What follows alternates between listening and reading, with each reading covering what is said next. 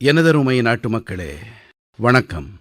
மனதின் குரலில் மீண்டும் ஒருமுறை உங்கள் அனைவரையும் வரவேற்கிறேன். இந்த மார்ச் மாதம் உலக அளவில் பெரும் கொந்தளிப்பு நிறைந்த மாதமாக இருக்கிறது. கடந்த காலத்தில் உலகம் முழுவதும் கோவிட் பெருந்தொற்று காரணமாக நீண்ட காலகட்டத்திற்கு பிரச்சனைகளை சந்தித்து வந்தது என்பது நம் நினைவினில் இன்னும் இருக்கிறது. கொரோனா பெருந்தொற்று என்ற சங்கடத்தை நாம் கடந்து வந்த பிறகு உலகம் புதிய முறையிலே வளர்ச்சிப் பாதையிலே முன்னேறிச் செல்லும் என்பது நம் அனைவரின் எதிர்பார்ப்பாக இருந்தது. ஆனால் உலகின் பல்வேறு பாகங்களில் தொடர்ந்து போரும் பிணக்குமான சூழ்நிலைகள் நிலவி வருகின்றன. தற்போது நமது அண்டைப்புறத்திலே ஒரு மாத காலமாகவே கடுமையான போர் நடைபெற்று வருகிறது. நமது லட்சக்கணக்கான குடும்பங்களின் நெருங்கிய உறவுகள் இந்த நாடுகளில் வசிக்கின்றார்கள். குறிப்பாக பாரசீக வளைகுடா நாடுகளிலே பணியாற்றி வருகின்றார்கள். அங்கே இருக்கின்ற 1 கோடிக்கும் மேற்பட்ட இந்தியர்களுக்கு அனைத்து விதமான உதவிகளையும் செய்து வரும் அனைத்து வளைகுடா நாடுகளுக்கும் நான் நன்றிக்கடன் பட்டிருக்கிறேன். நண்பர்களே, இப்போது போர் நடைபெற்று வரும் பகுதி நமது எரிசக்தி தேவைகளை நிறைவு செய்து வரும் பெரிய மையமாகும்.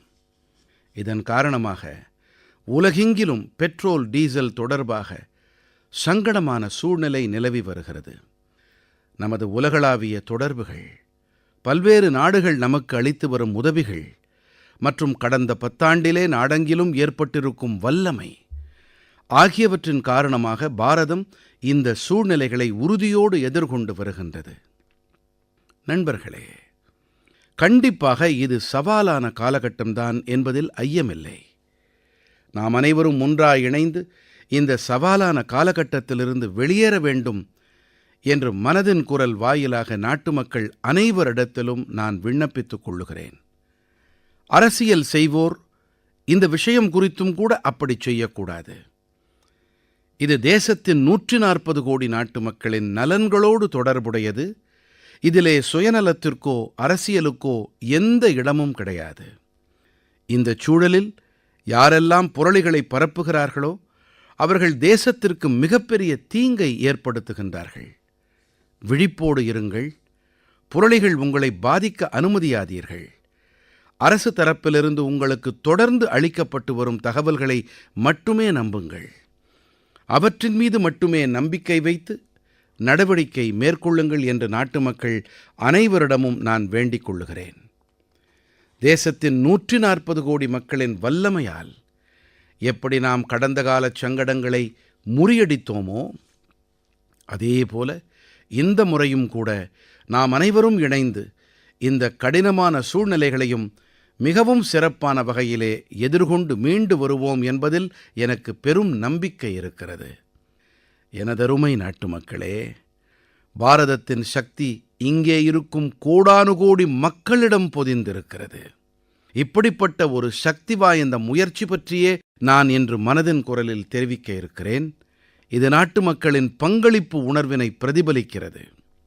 ஞான பாரதம் ஆய்வு என்ற இந்த முயற்சி நமது பெருமைக்குரிய கலாச்சாரம் மற்றும் வளமையான மரபோடு தொடர்புடைய ஒன்று.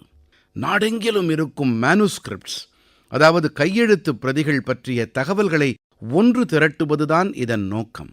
இந்த ஆய்வோடு இணைத்துக் கொள்ள ஒரு வழி எது என்றால் அது ஞான பாரதம் செயலிதான். உங்களிடத்திலே ஏதும் கையெழுத்து பிரதி இருக்கிறதா அல்லது அது பற்றிய தகவல் இருக்கிறதா? அப்படியென்றால் அதன் புகைப்படத்தை ஞான பாரதம் செயலியில் கண்டிப்பாக பகிர்ந்து கொள்ளுங்கள்.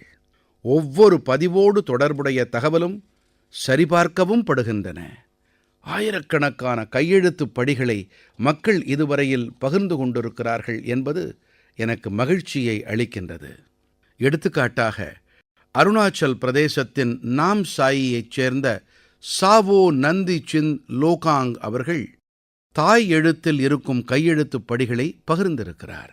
அமிர்தசரஸிலே பாய் அமித் சிங் ராணா குர்முகி எழுத்திலான கையெழுத்துப் படிகளை பகிர்ந்திருக்கிறார்.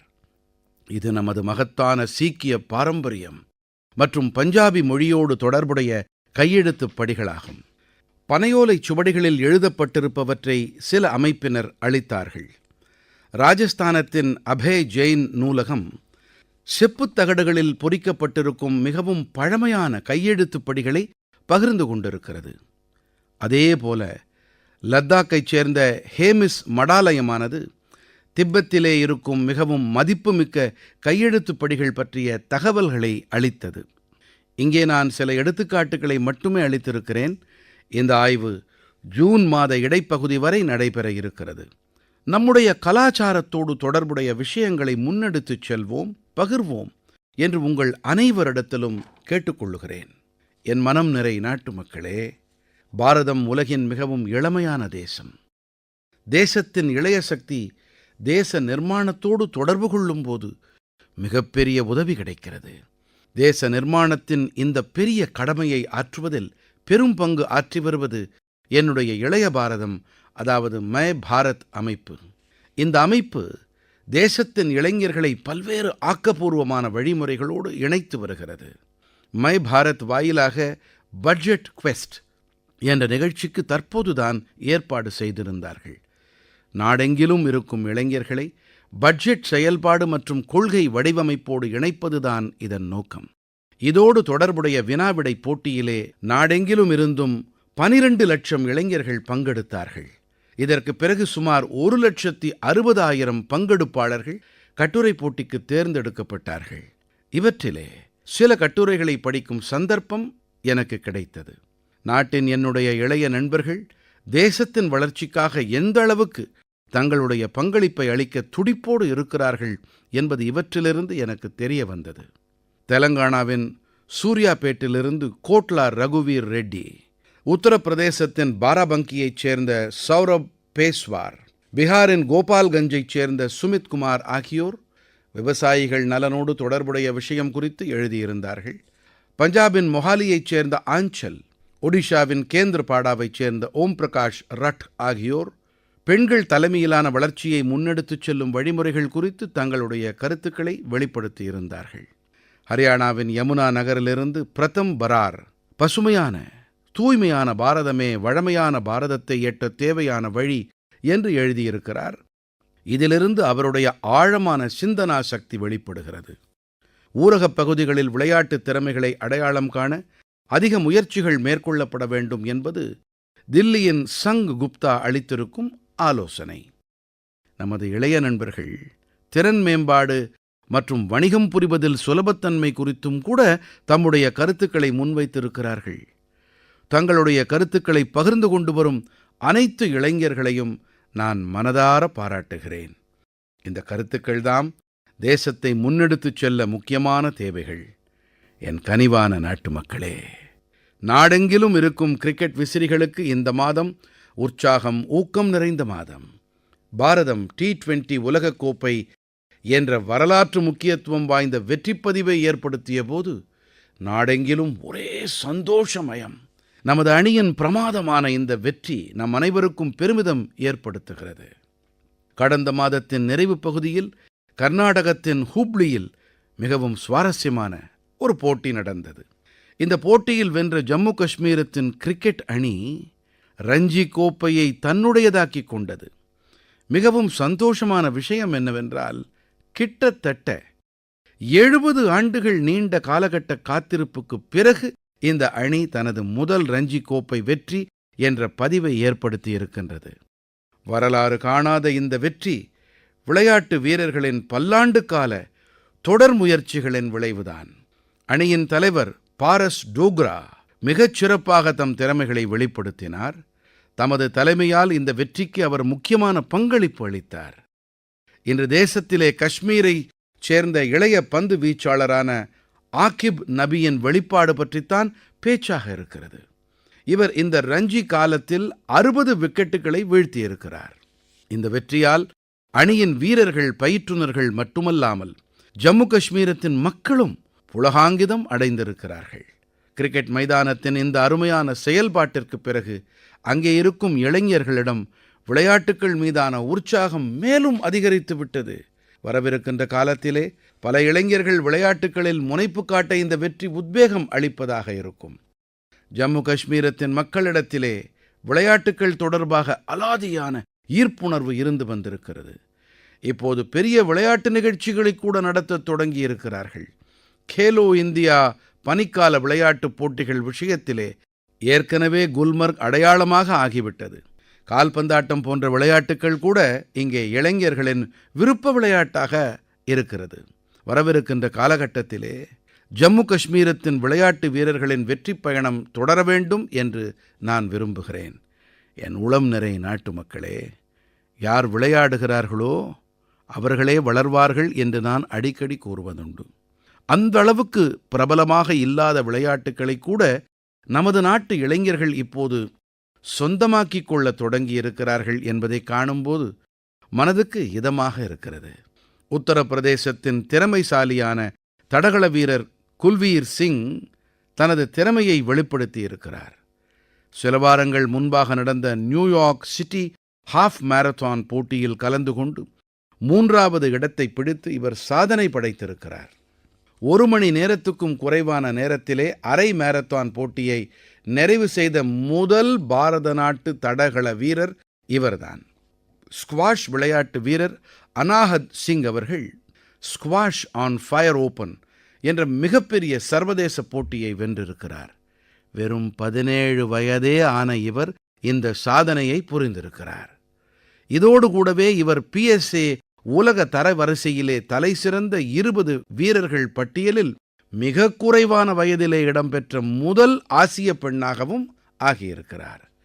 அதேபோல அஸ்மிதா அத்லெட்டிக்ஸ் லீக் பற்றிய தகவலும் என்னிடத்தில் இருக்கிறது. இதிலே மார்ச் மாதம் 8ஆம் தேதியன்று பெண்கள் தினத்தன்று பல விளையாட்டு நிகழ்ச்சிகள் மிக பிரமாதமாக நடந்தன. இந்த போட்டியிலே சுமார் 2 லட்சம் பெண்கள் பங்கெடுத்துக் கொண்டார்கள்.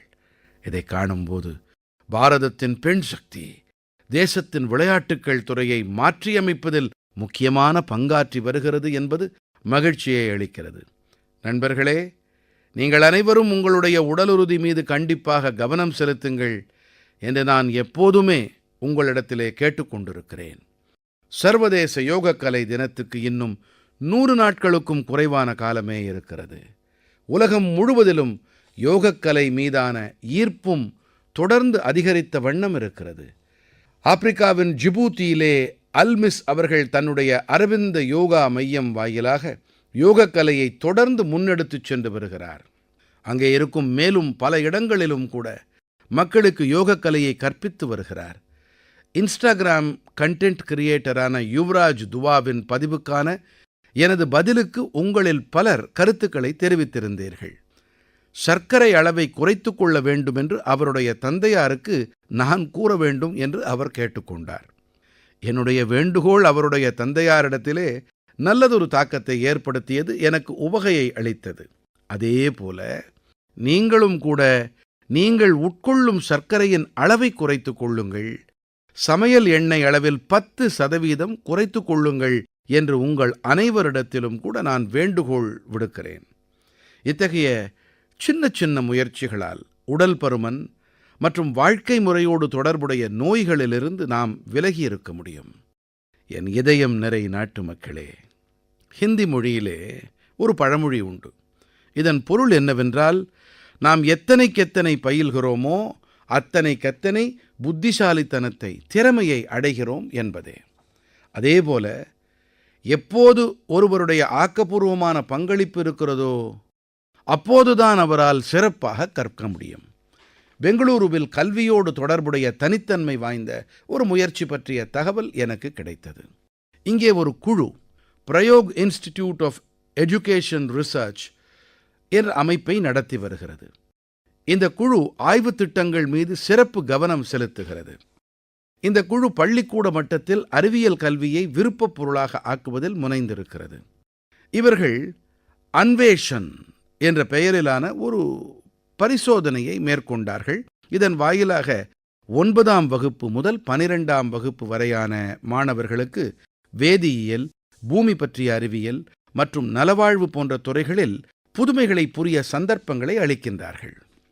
இதனால் ஆய்வுகள் மேற்கொள்வது பற்றிய நல்ல அனுபவம் மாணவர்களுக்கு கிடைப்பதோடு கூடவே செயல் திட்டங்களை பதிப்பிக்கவும் ஒரு தளம் கிடைக்கிறது.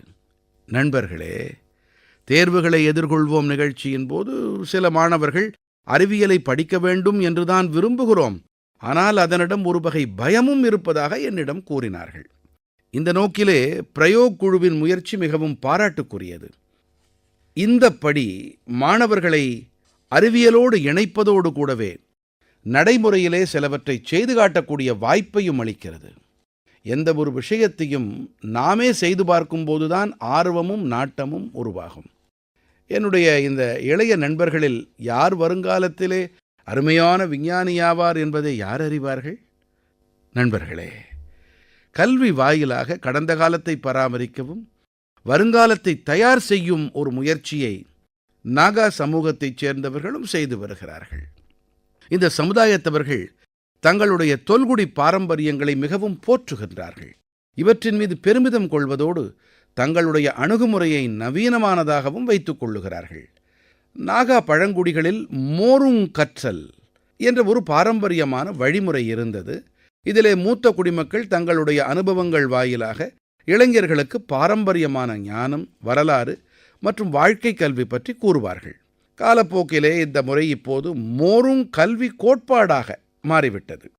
இதன் வாயிலாக குழந்தைகளிடத்திலே அறிவியல் மற்றும் கணிதம் தொடர்பான விஷயங்களில் நாட்டம் ஏற்படுத்தப்படுகின்றது.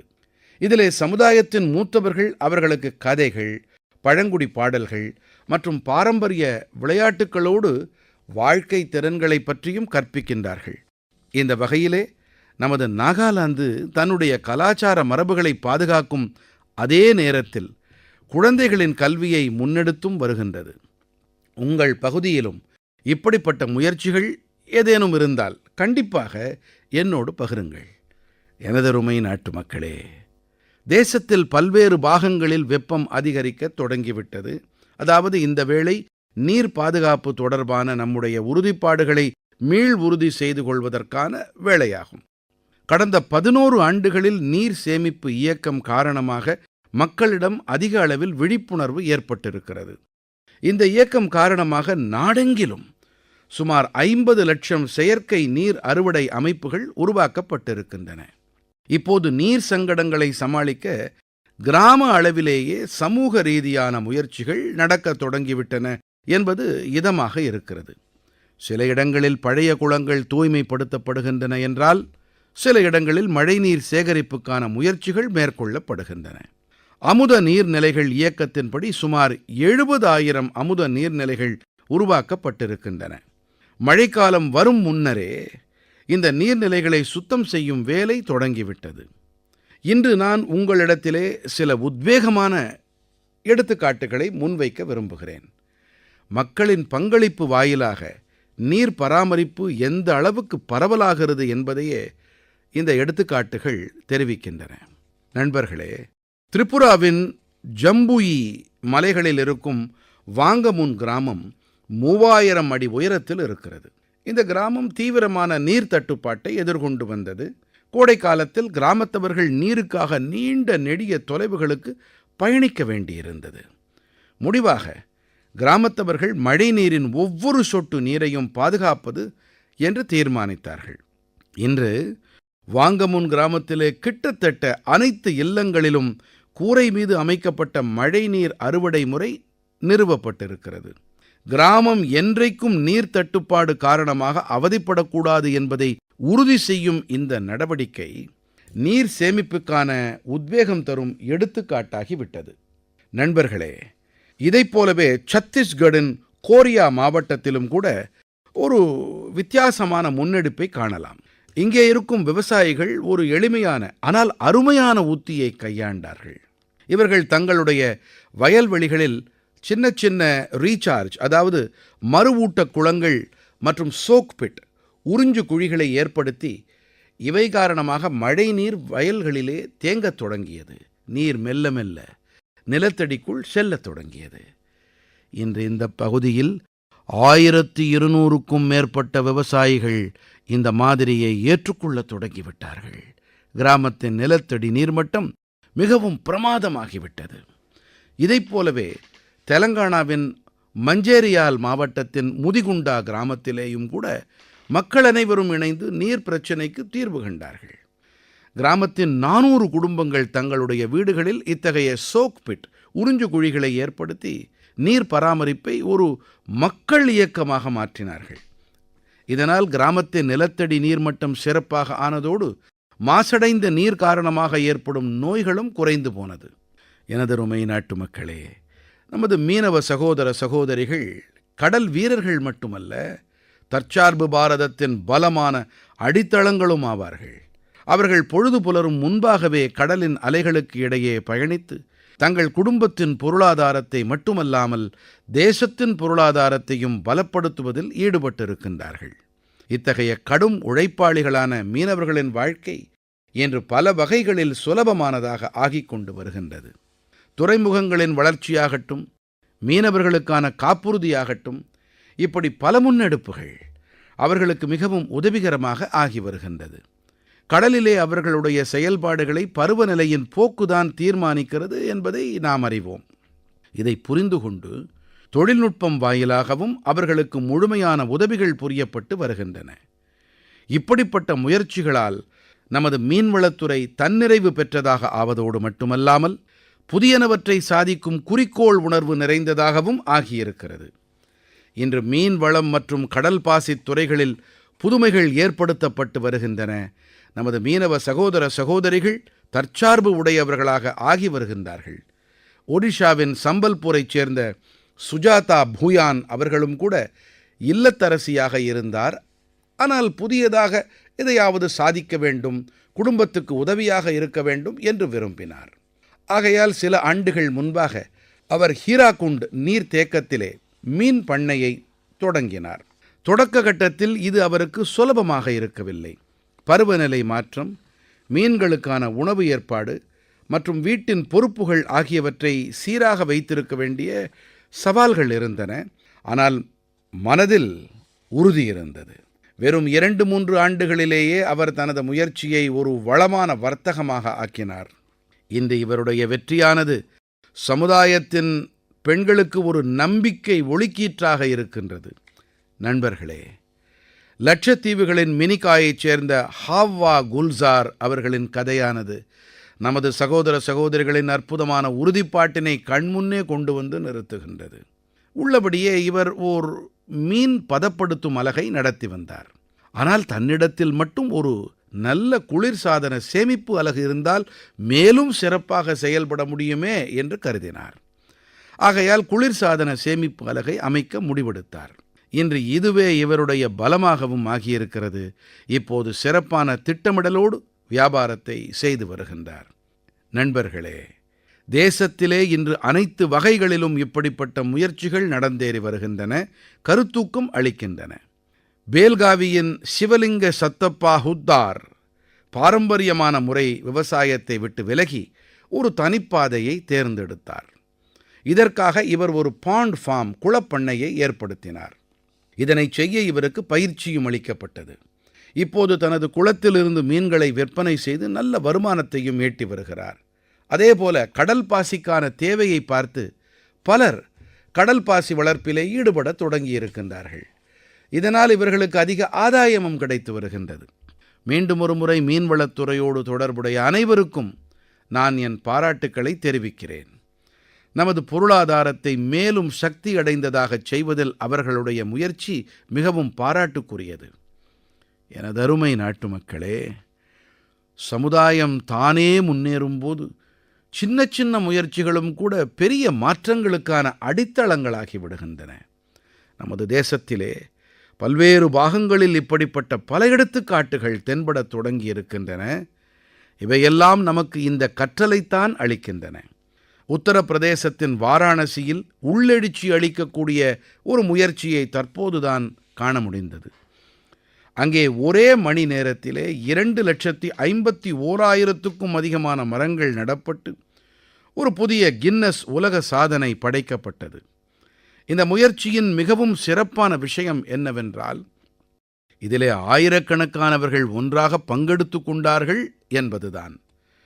மாணவர்கள், இளைஞர்கள், தன்னார்வ தொண்டு நிறுவனங்கள் என அனைவரும் இணைந்து இந்த பணியை சாதித்து காட்டியிருக்கின்றார்கள். மக்கள் பங்கெடுப்பின் இதே உணர்வுதான் அன்னையின் பெயரில் ஒரு மரம் இயக்கத்தின் போதும் காண முடிகிறது. இந்த இயக்கத்தின் மூலம் நாடெங்கிலும் கோடிக்கணக்கான மரங்கள் நடப்பட்டன.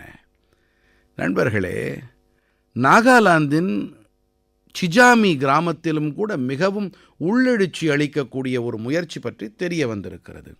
சிஜாமி கிராமத்தைச் சேர்ந்த பெண்கள் அனைவரும் இணைந்து 150க்கும் மேற்பட்ட பாரம்பரிய ரக விதைகளை பாதுகாத்து வருகின்றார்கள். இந்த விதைகளை ஒரு சமுதாய விதை வங்கியிலே சேமித்து வைத்திருக்கின்றார்கள். இதை கிராமத்து பெண்கள் தாம் நடத்துகின்றார்கள். இதிலே நெல், கம்பு, சோளம், பருப்பு வகைகள், காய்கறிகள், பல வகையான மூலிகைகள் ஆகியன அடங்கும். இது எப்படிப்பட்ட முயற்சி என்றால், இதிலே ஞானமும் பாதுகாக்கப்படுகிறது, பாரம்பரியமும் உயிர்ப்போடு இருக்கின்றது, வரும் தலைமுறையினருக்கு ஒரு பலமான அஸ்திவாரமும் தயாராகின்றது. நண்பர்களே, இன்று உலகிலே நாம் சூழல் மாற்றம் போன்ற சவால்களை எதிர்கொண்டு வரும் வேளையிலே தீர்வுகள் எப்போதும் தொலைவில் இல்லை என்பதையே இப்படிப்பட்ட முயற்சிகள் எல்லாம் தெரிவிக்கின்றன. பல வேளைகளில் நம்முடைய பாரம்பரிய ஞானம் மற்றும் சமூக முயற்சிகள்தாம் பலமான பாதையை நமக்கு காட்டுகின்றன. என் அன்பே வடிவான நாட்டு மக்களே, இன்று தேசத்தின் எந்த ஒரு சிறிய பெரிய நகருக்குச் சென்றாலும் ஒரு மாற்றத்தை நீங்கள் கண்டிப்பாக கவனிக்கலாம். அதிக எண்ணிக்கையில் வீடுகளின் கூரைகளிலே சூரிய தகடுகள் பொருத்தப்பட்டிருப்பதை நீங்கள் பார்க்கலாம். சில ஆண்டுகள் முன்பு வரை இவை ஏதோ சில வீடுகளில் மட்டுமே இருந்தன. ஆனால் இன்றோ பிரதம மந்திரி சூரிய சக்தி வீடுகள் திட்டத்தின் தாக்கத்தை தேசத்தின் மூலை முடுக்கெங்கிலும் காண முடிகின்றது. இந்த திட்டம் காரணமாக குஜராத்தின் சுரேந்திரநகர் மாவட்டத்தின் பாயல் முஞ்ச்பாராவின் வாழ்க்கையில் மிகப்பெரிய மாற்றம் ஏற்பட்டிருக்கிறது. இவர் சூரிய முன்முயற்சி வாயிலாக சூரிய சக்தி தொழில்நுட்ப பயிற்சியை மேற்கொண்டு 4 மாதங்களில் சோலார் PV டெக்னீஷியன், அதாவது சூரிய ஒளியிலிருந்து மின்சாரம் தயாரிக்கும் தொழில்நுட்ப வல்லுநர் படிப்பையும் நிறைவு செய்தார். இப்போது இவர் ஒரு திறமை வாய்ந்த சூரிய சக்தி தொழில்நுட்ப வல்லுநராக ஆகி வருகிறார். அக்கம்பக்கத்தில் இருக்கும் மாவட்டங்களில் சூரிய சக்தி கூரை மீதான மின் அமைப்புகளை ஏற்படுத்தி வருகிறார். மாதந்தோறும் ஆயிரக்கணக்கான ரூபாய் வருமானம் ஈட்டி வருகிறார். நண்பர்களே, மீரட்டின் அருண்குமாரும் கூட தனது பகுதியிலே ஆற்றல் அளிப்பவராக இருக்கிறார். தற்போதுதான் தில்லியில் நடந்த நிகழ்ச்சியில் அருண்குமார் அவர்கள் கலந்து கொண்டு தனது அனுபவத்தை பகிர்ந்து கொண்டார். இப்போது மின்சாரத்துக்கு செலுத்தும் கட்டணத்தை சேமிப்பதோடு மட்டுமல்லாமல் உபரி மின்சாரத்தை விற்பனை செய்வதாகவும் கூறினார். நண்பர்களே, ஜெய்ப்பூரின் முரளிதர் அவர்களின் வெற்றியும் கூட இப்படிப்பட்டதுதான். முன்பெல்லாம் விவசாயத்திற்கு இவர் டீசல் பம்பை சார்ந்திருந்தார். இதனால் ஒவ்வொரு ஆண்டும் இவருக்கு பல்லாயிரக்கணக்கான ரூபாய் செலவாகி வந்தது. ஆனால் சூரிய சக்தி பம்பை பொருத்தியவுடன் இவருடைய விவசாய வழிமுறையே மாறிப்போனது. இப்போது எரிபொருள் பற்றிய கவலையே இல்லை. நீர்ப்பாசனம் காலாகாலத்தில் நடக்கிறது. ஆண்டு வருவாயும் அதிகரித்து விட்டது. மிகவும் மகத்துவம் வாய்ந்த விஷயம் என்னவென்றால், இப்போது இவருடைய குடும்பத்துக்கு தூய்மையான எரிசக்தி கிடைப்பதோடு கூடவே அவர்கள் சிறப்பான வாழ்க்கையையும் வாழ்ந்து வருகின்றார்கள். நண்பர்களே, PM சூரிய சக்தி வீடுகளுக்கான இலவச மின்சார திட்டத்தால் ஆதாயங்கள் வடகிழக்கு பகுதிகளிலும் கூட கிடைத்து வருகின்றது. திரிபுராவின் ரியாங் பழங்குடிகளின் பல கிராமங்களில் மின்சாரம் ஒரு பிரச்சனையாக இருந்தது. இப்போது சூரிய சக்தி மினி கிரிட் வாயிலாக அங்கே வீடுகளில் ஒளி வெள்ளம் இருக்கிறது. அங்கே பொழுது சாய்ந்த பிறகு கூட குழந்தைகளால் படிக்க முடிகிறது. மக்கள் தங்கள் மொபைலுக்கு சார்ஜ் செய்து கொள்ள முடிகிறது. கிராமத்தின் சமூக வாழ்க்கை மாறிவிட்டது. நண்பர்களே, தேசத்தில் சூரிய சக்தி புரட்சிக்கு இப்படி எத்தனையோ எடுத்துக்காட்டுகள் இருக்கின்றன. நீங்களும் கூட இந்த புரட்சியிலே அங்கம் வகியுங்கள், மற்றவர்களையும் இணையுங்கள். எனதருமை நாட்டு மக்களே, மனதின் குரலுக்காக தேசத்தின் பல்வேறு பாகங்களிலிருந்தும் ஏராளமான தகவல்கள், செய்திகள் எனக்கு கிடைத்த வண்ணம் இருக்கின்றன. தொலைவான பகுதிகளில் இருப்போர் கூட எத்தனை ஆர்வத்தோடு இந்த நிகழ்ச்சியை கேட்கிறார்கள் என்பது இந்த தகவல்களாலும் தெரிய வருகிறது. நான் உங்களுடைய ஆலோசனைகளை படிக்கும்போது, இது வெறும் ஒரு நிகழ்ச்சி அல்ல, இது நம் அனைவரின் ஒரு நேரடி கலந்துரையாடலாக ஆகிவிட்டது என்றே எனக்கு படுகிறது. உங்களுடைய எண்ணங்கள், உங்களுடைய கருத்துக்கள், உங்களுடைய அனுபவங்கள் எல்லாம் இந்த நிகழ்ச்சியை சிறப்பானதாக ஆக்கத் தொடர்ந்து உத்வேகத்தை அளிக்கின்றன. நீங்கள் உங்கள் அருகே இருக்கும் உள்ளெழுச்சி அளிக்கும் சம்பவங்களை எப்போதும் போலவே பகிர்ந்து வாருங்கள். உங்களுடைய ஒரு சின்ன முயற்சி யாரோ ஒருவருடைய வாழ்க்கையிலே மாற்றத்தை ஏற்படுத்தலாம். முன்னேற்றத்தின் மீதான புதியதொரு நம்பிக்கையை ஒருவரிடம் புகுத்தலாம். இதுதானே வானொலியின் மெய்யான பலம். இவை தேசத்தின் பல்வேறு மூலைகளிலும் இருக்கும் மக்களை ஒரே எண்ணம், ஒரே உணர்வு, ஒரே குறிக்கோள் என்ற வகையில் இணைக்கிறது. அடுத்த மாதம் மீண்டும் நாம் சந்திப்போம். மேலும் சில உள்ளெழுச்சி அளிக்கும் ஆளுமைகளோடு, நம்மை முன்னேற்றக்கூடிய சக்தியளிக்க வல்ல முயற்சிகளோடு நாம் மீண்டும் இணைவோம். அதுவரை நீங்கள் எல்லோரும் உங்களையும் உங்கள் குடும்பத்தாரையும் பத்திரமாக பார்த்துக் கொள்ளுங்கள். ஆரோக்கியமாக இருங்கள், சந்தோஷமாக இருங்கள். பல பல நன்றிகள்.